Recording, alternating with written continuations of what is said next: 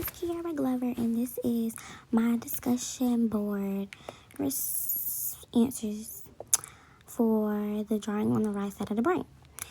So the first question asks, what did you learn about the left brain and the right brain? What I learned and read was that right-sided brain people are supposed to be more artistic and spontaneous, while the other side, left, are literal and analytical.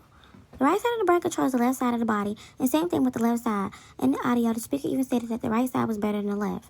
The left doesn't want you to draw at all, and there's an ability to draw. The left side doesn't want to lose its task. The front and back of the brain happens to be as important as the right and left-sided brained people.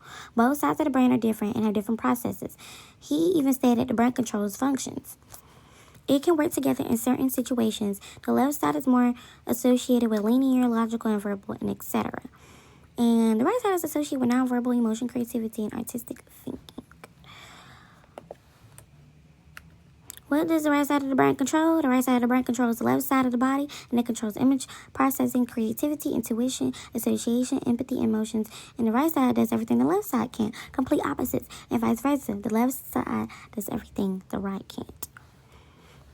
What did you learn about Betty Edwards in her book, Method? Drawing on the right side of the brain. I learned that Betty Edwards influenced many people, and her drawing had a huge impact on people from all over the world. Her teaching method has helped many learn how to draw on the right side of the brain. Her method helps developing drawing and strengthening.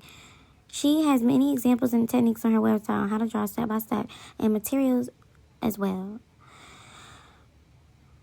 Talk about doing the drawings and what was hard. The first drawing, face was the easiest drawing for me. It wasn't too extra, hard, or difficult. It was easier to me drawing a profile of a face rather than drawing an actual human being. And drawing upside down Stravinsky was easy as well for me too. I'm going to show you guys the pictures. Alright. So this is Stravinsky. This is Blind Contour. This is the monster vase. And this is the face vase. So the most difficult one for me to draw would have to be the monster drawing and the blind contour drawing of your opposite hand. And I say that because obviously I wasn't physically looking at the paper itself. I was looking the opposite way from where I was drawing. And the hand is also very something that's detailed. So I feel like that's why I struggled too. And yeah, that was a bit of a challenge for me. What was the little voice inside your head saying, you can't, you aren't good at this, etc. You got this, oh, this is easy, you're good at this, etc. When I was drawing, I kept saying, I kept thinking like, okay, just try your best. It's just an attempt in practice. It doesn't have to be or look the best. Especially with the blind contour one, I was just like, this isn't going to come out like a hand, nothing like it, at least not like how easy was it just to play with the exercise.